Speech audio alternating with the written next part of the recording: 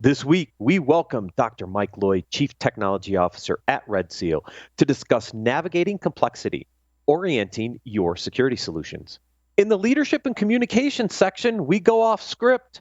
Michael Santarcangelo joins me for a discussion on leadership. Business Security Weekly starts now. This is Security Weekly, for security professionals, by security professionals. Broadcasting live from G-Unit Studios in Rhode Island, it's the show where we explore the business of security to improve the security of business. Your trusted source for actionable insights on leadership, communication, and innovation. Get ready for Business Security Weekly.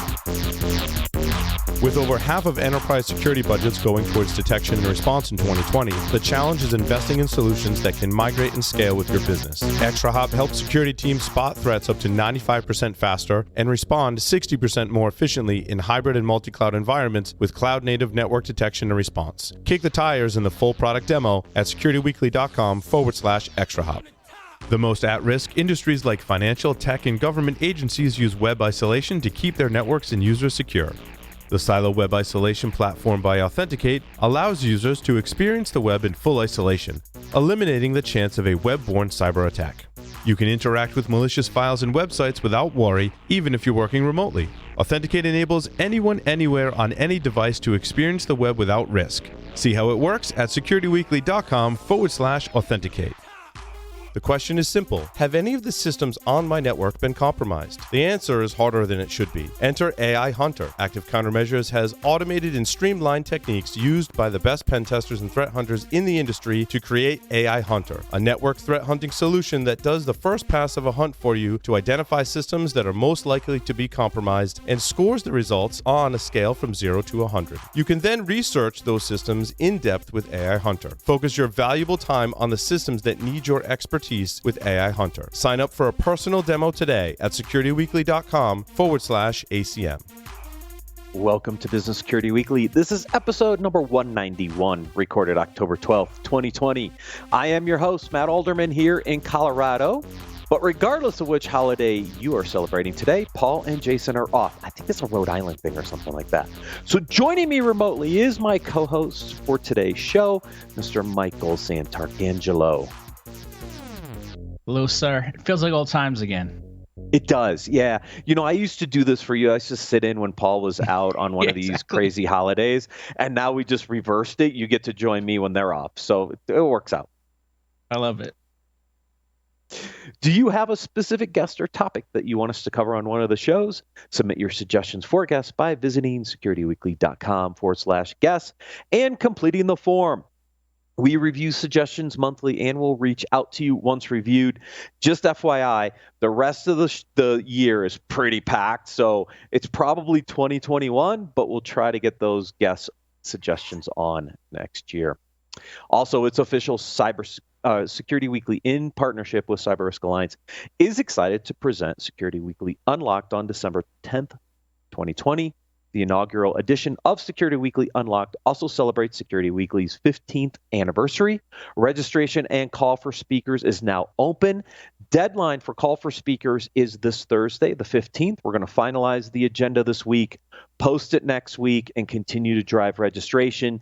Visit securityweekly.com/unlocked to either submit your speaking session or register for the actual event for free. This segment is sponsored by Red Seal. To learn more, please visit securityweekly.com/Red Seal. Dr. Mike Lloyd is no stranger to the show. He has more than 25 years of experience in the modeling and control of fast-moving complex systems. He's been granted 21 patents on security, network assessment, and dynamic network control.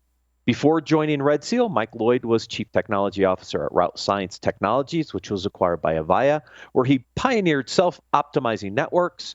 Mike also served as principal architect at Cisco through the acquisition of NetSys Technologies on the technology used to overlay MPLS VPN services across the service provider backbone. He holds 2 degrees, one in mathematics from Trinity College in Ireland, and his PhD in stochastic epidemic modeling from Heriot-Watt University in Edinburgh, Scotland. Mike, welcome back to Business Security Weekly. Always a pleasure to be here. I don't think I've asked you this question officially.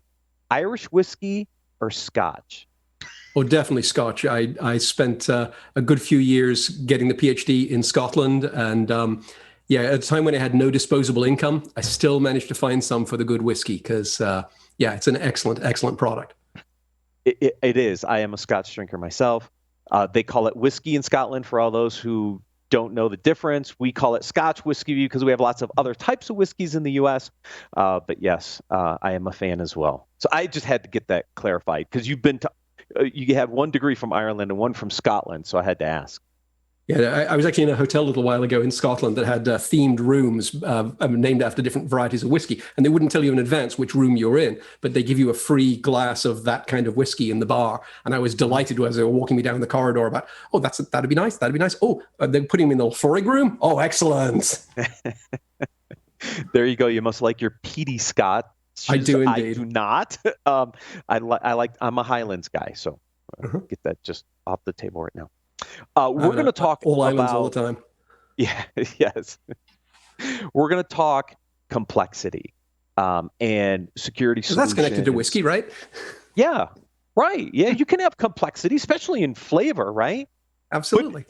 But we have to pick and choose what tools we want, kind of like we have to pick and choose which scotches we want. So let's start first with kind of the premise of, look, what's going on in organizations when it comes to addressing security at the tool perspective? Yeah, I didn't mean it to be a connected riff, but the idea that when I was a student in Scotland and I had no money, I still managed to scrounge them out for whiskey because it was important to me, right? It really mattered. And, I was living in Scotland. And that process of deciding what really matters, that's something we all live with in our daily lives, right? That's just called budgeting. But in security these days, I think that's really become a lot more of a problem. Not because budgets are so tight, right? That's a whine from 20 years ago. It's not that way anymore. I think the issue is a lot more to do with the way we've drained the talent pool. So what I see when I go to different organizations is a typical organization will have between 12 and 50 different security products that they've chosen over the years as their security stack. Maybe about 20 is typical, but it'll depend a bit on the scale of the organization. But when I look at the staffing levels in these organizations, it's pretty typical to have enough experts in 3 of those products, maybe 4, 5 if you're really world class. So that means what's happening now? We've got 15 to 50 different technologies, and we've really got experts on staff for a small handful. And what does that mean? Well, that means we can't be driving all those other products to their full extent that we bought them for. And it also means there are probably some down the end of the list where even though we bought them for good reasons and because we thought that the security value prop made a lot of sense, we can't keep up with it anymore. There just aren't enough people. And, several years ago, I think people were thinking, it's just me. I just need to offer more money or it's because I'm in the wrong geography or what have you. But I think the industry has really realized there just aren't enough security professionals out there. It's true in many industries, but one thing in our industry is they take a long time to grow replacements, right? The security mindset can take like 10 years to develop. So you can't just take kids out of college and say, okay, now let's go fill this gap. It's great that there are more kids coming out of college with security qualifications these days, but it still doesn't really fill the shortfall.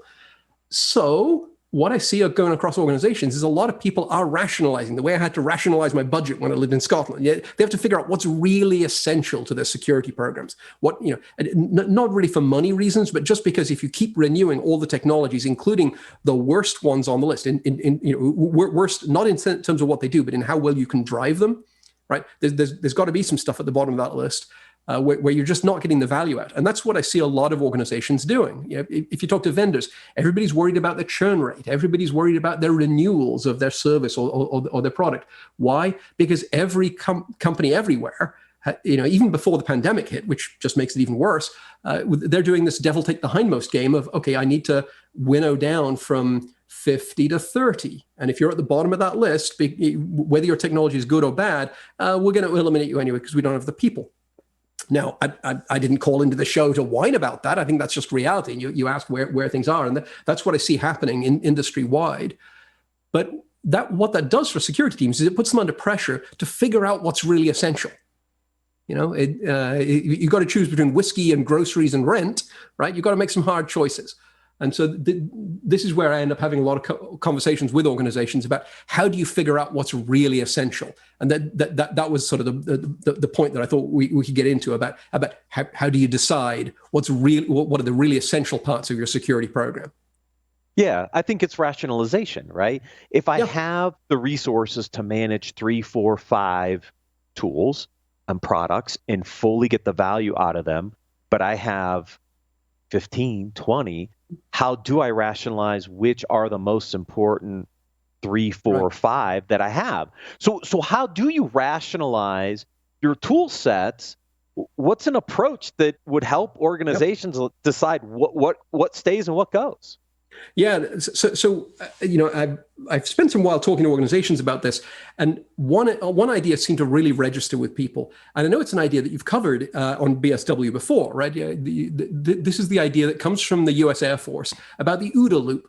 And anybody with a strong military background or who's heard some of the security organizations who talk about this are well familiar with it. But I still find a lot of security teams haven't really realized what the OODA loop can mean for them. So I want to take a second to review what is this thing, the OODA loop, and then try and explain why this is a guide to what's really essential when you're trying to rationalize, as you were just talking about.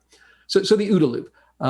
This is about two pilots fighting, having a dogfight between two aircraft, and the Air Force wanted to study who wins that, and does it go to the guy with the faster plane, the bigger guns? No, it turns out not to be that. That's not who's going to win in an aerial dogfight. It tends to come down to whichever pilot has the mental skill to do these 4 things, OODA, faster. You do them in a loop, and then you go back and you do them again. And so it's really, really essential to do these 4 things. Now, of course, you could go faster if you dropped any one of these 4 things. If you only did 3 things, the other guy did 4, you'd be faster. Does that mean you'd win? No, you can't reduce any further down than these 4 things in the OODA loop. That's observe, orient, decide, act. And this, of course, comes from aerial dogfights, but I think it has enormous significance for security as well. So what were those things you have to do again? Well, you have to observe. You have to see what the other aircraft is doing that you're trying to fight. You have to orient. You have to figure out what these observations mean to you. And then we're going to come back to what that really means. Because, let's say you're looking out the windshield of your airplane and the other aircraft is going up in your windshield. Well, what that means to you sort of depends on which way up your aircraft is. If you're upside down, that means he's going down towards the ground. And you need to know that, because if you impact the ground, that's not good for you. So orient is really an important step. Then you have to decide what you're going to do, and then you have to act. So OODA, observe, orient, decide, act. You have to do these 4 things, and the winner of the dogfight is whoever can get around this loop the fastest, and do it again, and do it again. And they talk about getting inside your opponent's OODA loop. So that if you can run those 4 steps faster, then you can win. And that's what we need to do. That's what we need to do in security. Okay, but how does this answer your question? Right, so it's an old idea from the 1970s. John Boyd was the Air Force colonel who came up with all this stuff. And there's really good stuff out there. You can look it up on Wikipedia. There are good business articles about how you use this in general business. But it means something specific in cybersecurity. What it means is these are the 4 things you have to have in your security program. And if you've been in this game for a while, you can see that at least 3 of them have been flavor of the decade recently, in recent decades, but there's one that we're not as good at. And really, I think that's where we have a lot of gaps. So observe, orient, decide, act. How does that map out for security? Well, observe, we've spent a fortune building up more and more and more observation technology, right? Vuln scanners, span ports on networks, agents that can report what's happening inside an endpoint. We're really, really good at observe. The problem is we then make data mountains. And data mountains need data mountaineers, and we started on the problem of there just aren't enough people to go around. The data doesn't analyze itself, right? People tried, just build an enormous data mountain or an enormous data lake, and then we'll be enlightened, right? Turns out, no, because you have to orient. You have to figure out what all these facts mean to you. Then you have to decide and then act. Well, decide, if you go back sort of 2 technology waves, this was the rise of the SIEM systems, security incident and event management systems. So these things that would troll through logs, through these acres and acres and acres of logs, and try and figure out what the root cause is so you could decide what to do about it. And that was a sensible investment, but it's quite difficult. We found the hard way that it's hard to make the correlation rules, but you still need to try and do that. And then act. Well, there's an awful lot happening now, sort of flavor of the decade, around SOAR, this idea of security automation. Integrate the products together, try and get more automated actions so that you can automate your reactions. So over the decades of these 4 disciplines, observe, orient, decide, act, we've done an awful lot on observe and decide and act, and we kind of skipped over the orient part. The security industry still doesn't do very well at going out and figuring out what all these facts mean in your environment. So, that's really where we need to place some more investments. But I want to be careful. I've drifted a little bit off your question. Your question was just, well, how do you decide what's essential? How do you rationalize? Well, I think what you can do, you can map your security technologies down to these 4 things and say, okay, do I have enough observe? Do I have enough orient? Do I have enough decide? Do I have enough act? And if you do, then anything else is where you should look to start eliminating things, to say, okay, if I've got 4 products in, say, decide, I've got 4 different ways of parsing through logs, trying to figure out what I'm doing. You don't need 4. You might need 1 or maybe at most 2. And so that's how you can rationalize. You can use the OODA loop. If you understand what these 4 sections mean, you can use it as a way to figure out how to rationalize down. I was starting to drift into a second point, though. I've got to be careful that that orient is the one where you may find you have nothing or not enough. Yeah, so what you just laid out, I think, is interesting if we think about this for a second. We said you have enough staff for 3 to 5. So the number in between is 4, which means I need 1 observe, 1 orient, 1 decision, and 1 act. Now, if I don't have an orient, so that means I have at least 3 major products, right? And I got a gap in 1. But I can't do much more than that because 4 is kind of like right in your average sweet spot. You might be able to add in another observe tool potentially. But beyond that, you start to limit out where you have the resources to really make more investments, right? Yeah, I think that does rationalize well. If you think of it as, you've got to have at least 1 in each of these 4 areas, that sets the frame of how you think about the problem a little better. It's not, oh, let me go down to a trade show and go figure out what's new and interesting and bolt on another product, right? We need to be doing the opposite of that. We need to be getting down to the essentials of what we can really afford to do with the levels of staffing that we have, the skilled professionals. And then you start thinking about, okay, well, exactly where you were going was, okay, suppose I've got 1 of each of those. Now, what's the next most important to add 1 more? Let's say I think I can go to 5. And I agree with you. I might go for an observe technology. If I have a decent way of orienting and deciding and acting, those are all sort of downstream. And if I had a 5th one, the observe stuff is tough, right? Because you need to observe endpoints that move around, mobile gear, things like that. You need to observe network flows. You need to observe cloud fabric. And all these things are observed in different ways. So yeah, if you can only afford 4, these are the 4. If you can afford a 5th, I would agree that 1 more observe is probably a better idea because that usually is where we have the most diversity of stuff we need to look at. There's an analogy that I've been using a lot, and I haven't used a picture in talking to you guys at BSW before, but I thought this picture was good enough that I wanted to show it if you don't mind. Yeah, go for it. This is a picture of the OODA loop in action. So let me do a quick share of screen and see how this works. So if you can see this picture, right? This is a war room, right? And so these people are fighting a war, but they're not just fighting a war; they're losing a war. Now they actually came out ahead in the end, but at this stage, this is the British. This is in London in World War II. There's a bunker in London, and they're not looking at a map of northern Germany. Not at this stage. They're looking at a map of southern England because, well, they have a lot of the problems that we have today. They're outgunned, right? They've got a massively automated enemy who has extremely powerful and effective weapons, and they're trying to marshal a very limited number of resources, a certain number of Spitfires to fight back, and they need to fill their defensive gaps. And there's a whole story around this picture, right? I don't want to barrel through all of that right now. I have had conversations with CISOs the last 1 or 2 hours, just doing nothing but analyzing how these people organize this room and what that can teach us about modern security. But the first thing to realize is you can even identify OODA here. And you see the OODA down the side there, right? Observe, well, we have these people sitting up around the edge of the room. That guy's got headphones on. He's getting complicated signal. And so they've got multiple observe technologies, just like you were talking about, Matt, right? Where, they've just invented radar, brand new sensor technology. Now, they don't organize this room by putting up banks and banks of oscilloscopes so we can all look at radar screens. That doesn't work. Radar is incredibly complicated. It's very detailed. It's got lots of technical weirdness about it. So you got to take that information in, and that guy is getting sensor information from the outside world, and that has to be reconciled and oriented, which is what these women are doing around this enormous table. And so you can see that the room is dominated by that step orient that we in security aren't very good at. And then what's happening is they're arranging all the stuff on the table so this guy with a tie back here can visually understand what's going on, decide where the split fires need to go, and then they can act out there with lead and gasoline to try and do something about it. So I find the picture is really, really useful for understanding what you need to pull together, what's really essential. These people had to think as they were losing a war, what's really essential to our defense? What is really going to help make a difference in how we can defend ourselves when we're outgunned with a very, very powerful enemy? And they constructed this room, and you can look into how they constructed the room. And you can also apply the OODA thinking, which is the same thing that I'm saying can be your guide for how you rationalize security decisions. So there's a lot of density in this one photograph of what was happening in the Second World War. But I think that picture, if you like, is my 1,000 words to answer your question on how do you rationalize. You do what these people did.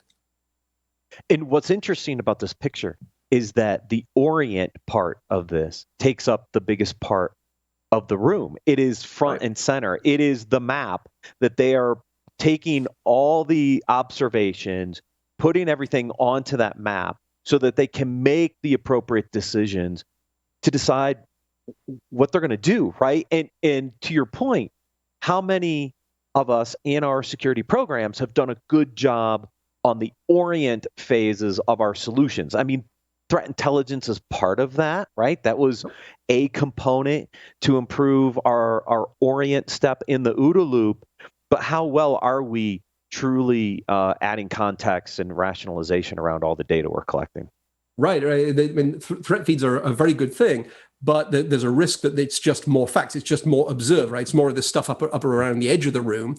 And if you can't integrate that threat feed into everything else you're doing, if you can't make it relevant to you, oh, is that plane going towards me or away from me? Is it going up or down, right? You've got to be able to map it to your personal circumstance. And that doesn't come for free with a threat feed.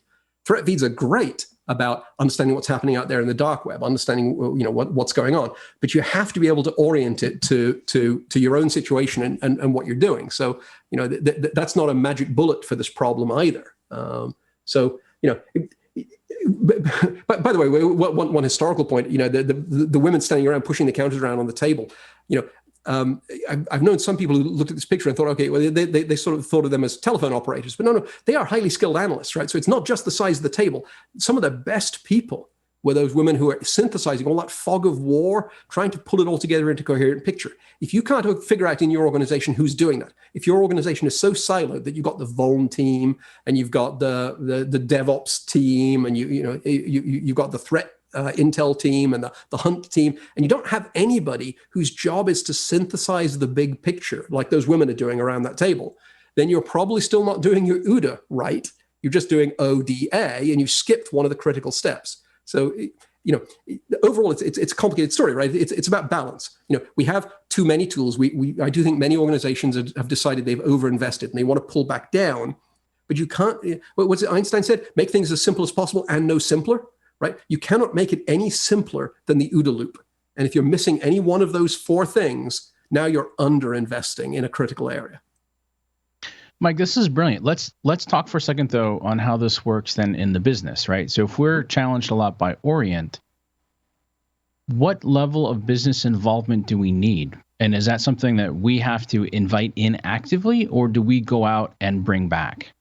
Right. So you raise an excellent point. Now, thinking about that map, what was on that map? Well, they had the defenses, right, where the Spitfires were, but they also knew where the targets were, what was critical. So they knew where the industrial plants were that were essential to the war effort. They'd done a lot of mapping of critical assets. Now, that's something that most organizations I see are still struggling with. And it's where, to your point, that's where you really need business buy-in, because we all agree, right? The most fundamental thing in security, well, the first three important things to do are inventory, inventory, inventory. It's like location, location, location in real estate, right? You've got to get your inventory straight. If you don't know what you own, then you can't secure it. And if you don't know what it's for, then you don't know whether it's a high priority target or a low priority target. So the first thing that I try and help organizations to do is build a map, start building a map, and then you start seeing dark spaces in it. You see these big gaps.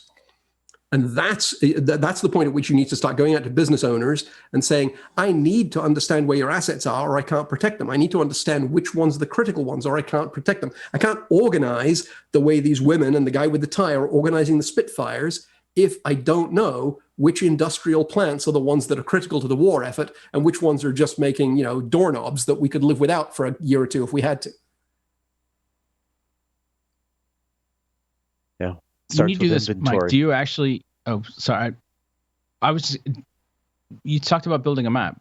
Do you actually build a visual map, and do you find that visualizing this makes it easier for people who are maybe less technical or less versed in the technical jargon of security to better embrace and understand? Or am I reading absolutely. a little too much to your words? Literally a map. So I spend a lot of my effort, trying to help people visualize complicated network fabric, like a modern hybrid fabric where you're half on-prem and half out in the cloud, or maybe that ratio is shifting up and down a bit. It's really, really hard to draw cloud stuff, even harder to draw it mixed in with regular stuff. But it is doable. I still find, layer 3 still covers an awful lot because we still exchange packets, right? How's the Zoom conference that we're using right now working? Well, it's working because we're exchanging packets. Is some of that cloud and some of that physical? Well, yeah, it is. But you can still tie it all together because of how we communicate, right? The devices on the network still communicate fundamentally using addresses. And there are lots and lots of inventions that try to abstract that away, but you still, at base, communicate from one IP address location to another IP address location. So yeah, I literally draw maps for companies, but it's not about the technical subtleties of IP networking and routing and all that kind of stuff. It's about two things. It's about drawing a red arrow to the business thing, because that map of Southern England that we saw in the war room, right? It's about realizing there's a defensive gap where the Luftwaffe can come through and bomb something you really don't want to lose. So it's about the equivalent of that on an IP network map is to be able to show a red attack path that can land on a critical business thing. And that really helps people understand. The other big thing you get out of visuals is holes, right? Inventory. When I meet organizations and I try to help them build their own map, the first thing you find, and you're going to find it, is their existing data stores are full of Swiss cheese. They're full of holes. But how do you fix that? Knowing that the holes are around is one thing, right? We're all a bit cynical in this game, right? We all know not to trust the inventory systems because they're going to be full of holes. Yeah, but how do you find and prioritize the holes? Well, you have to draw them. That's how these people in World War II spent an awful lot of energy on spacing out that room so they could fit a table into it so they could see what's going on. And, it doesn't have to be World War II. Show me any picture of generals strategizing, and what are they doing? They're standing around an enormous card table with a map on it. That is the only way to make strategic, not tactical decisions about what you're doing. Yep. Michael, because I don't want to cut you off again. So we've got our rapport, Matt. We're good. I knew to hesitate. Yeah. Dr. Lloyd, I mean, this is great. So, all right, I'm a CISO. I'm listening to this now, and I'm saying, cool. I got 4 areas. I can go categorize. This is a great start. What do I do after I categorize it? I mean, I know we already talked loosely on, well, if you can add one or not, but is there a way then to judge the efficacy of the solutions that I have in place? Because you're absolutely right. There's a lot of pressure, and sometimes that pressure is actually from procurement. Why do you have so many vendors, guys? Can we have a couple less vendors here? And so when you're now facing budget pressure, we've already got time and staff pressure. So it's a good opportunity to at least look at where you're getting value. So within this context, if I map out the 20 to 30 different applications that I'm using right now, what's my best next step? Yeah, it's tough, right? I mean, I'm a vendor. I make software for a living, right? I work for Red Seal. And so I don't really like giving a message of, so here's how you can stack rank your vendors and shoot them. But the reality is that is what people are doing, right? Because this rationalization is so important, because we haven't done well enough as an industry to integrate all the products together. I think there's a lot we vendors can do to increase the number of products you can carry. All right, Matt was commenting earlier about, well, okay, you can really only do 4 or maybe 5. But one thing we could do as vendors to increase that number is to improve the integrations between products. So you can be sitting in front of the GUI of one of them that you have staff that know it well, and they can be driving the next product over. So there's a lot you can do with collaboration between vendors to increase integration. But your point was, when you're on the hot seat and they're yelling at you from procurement saying, I need this list to come down, well, you need a way to defend what you're going to keep as essential. going back to me as a student deciding to allocate some of my budget to buying Scotch whiskey, right? You have to have some way to justify. And so if you like, I'm suggesting this model as a backstop of, look, you can't go any lower than these 4 disciplines. We have to make sure we have basic investments in these areas. And then if you need a demonstration of efficacy, it's very, very hard with most security technologies to measure how effective they are. Right? How do you measure how often you're not on the cover of the Wall Street Journal as the latest guy getting a breach, right? A traditional problem in security metrics, right? The problem that we tend to try and measure the quality of the roof by measuring how much it rains. And this is stupid. That doesn't measure the quality of the roof, right? The rate of security incidents, the rate of attacks doesn't tell you anything about the quality of your roof, right? You have to actually go look at the roof joists to be able to tell, is your roof any good? And measuring that is still challenging. So how do you defend the efficacy or the need for a product? And I'll go back to this point about holes, right? It's a simple one, but when you integrate your data silos together, you find they don't match. So imagine you built this war room. Imagine you've built out your big map of what you think your defenses are, and then you start getting reports about some Spitfires, and they don't land in any of your RAF bases. What just happened? Well, that means your inventory is full of holes. Well, that's a metric you can focus on to say, if I can measure the level of disagreement, the level of ignorance, there is such a thing as quantified ignorance. And so what we often help organizations do is measure the gaps in knowledge that they have so that they can then focus on, I have to solve that first. So if you're trying to figure out how do we rationalize and how do we focus on the most important thing, I do find it's a very practical measure to demonstrate that there are holes in what you know, and then invest based on what will fix those holes. It's not just more observe because, well, just having more facts about Spitfires doesn't help you. It's about completeness, right? How do you get a complete picture that can map all of your network endpoints to the network fabric that you own or your cloud fabric that you own? Or how do you find all the various cloud services you're using? Right? That completeness, that coverage of gaps, that's how you can measure efficacy of whether you need to increase or decrease the amount of tech you're using. But that requires you to have some level of orientation, though. So back to you. Well, you can tell I'm kind of keen on the orientation point, but that's because I really think that's what we've been missing, and it happens to be what I do for a living. Is I help people build the map, right? That's what I do at Red Seal. Is I see our role as the carpenters, or the cartographers, if you like, who draw the map on top of the table. We don't sell a complete war room. Nobody in this business has a complete war room. You have to build your war room out of all the separate disciplines. But one of the disciplines you're going to need is a good map maker, and that's the part I'm trying to contribute to this industry. And so yeah, that's why I'm kind of obsessed with the gaps we have in the Orient phase. I'm sure somebody that you talk to who is just completely focused on SOAR and in the ACT phase, they would say, oh yeah, we're way under in this area. So everybody has their own specialties, but I think I have a good case that we've been missing investing enough in Orient for the last couple of decades in this game. I want to point something out too, because I definitely phrase the question as there's a lot of pressure to cut, but I don't think sometimes in a leadership role the answer is, oh, okay, I'll cut. And what I liked about what you just laid out is I can come back and say, well, hey guys, listen, these are the 4 things, right? You've given us a fantastic, powerful analogy that people can point to and say, hey, let me tell you the story of my data. Let me tell you what I'm seeing. Let me tell you where it's going. I have a hole here, but you know what? Everything I have on this stack is useful to us, and here's the role that it plays. I mean, I do think it's interesting to at least, stack rank or get, let's say simpler, get some sense of the value that you were promised versus the value that you're actually attaining. Right. But I like your point about, I just wanted to point out the same concept can be used to justify everything you're doing and, PS, ask for more. And if you're in security, never be afraid to ask for more. I think most people in higher levels organizations hear cyber and it's like spider, kill it with fire. And if they don't understand it, they're correct not to fund it. Our job is to help them better understand it. And PS, that is Orient. So I'm excited to have met you because this is a great topic. Well, I appreciate it. You raise an excellent point. One other thing along those lines, when you're trying to defend why we in security need that allocation of budget, why it has to come to us and not go to somebody else, because that's often what you're talking about, right? You're competing. Exactly. Ultimately, we all compete for dollars. One thing that I didn't know about security when I first got into it is security is really the only organization obsessed with completeness. So when you're arguing with the business, with the procurement people, with the money people about, look, we need to do more of this, they might say to you, well, why don't you just go talk to the NetOps guys about how big the network is? Or why don't you go talk to the laptop provisioning people about how many laptops we have? Why do you need to gather this data? But there's this funny thing. For almost any organization other than security, 99% is plenty good enough. You know, if you work in, say, a classic NetOps team or any kind of team that's measured by availability, if you can get a 99% complete inventory, you're golden. You're made in the shade, right? That's easily enough to protect your bonus and get you the next raise. And that's not good enough for security.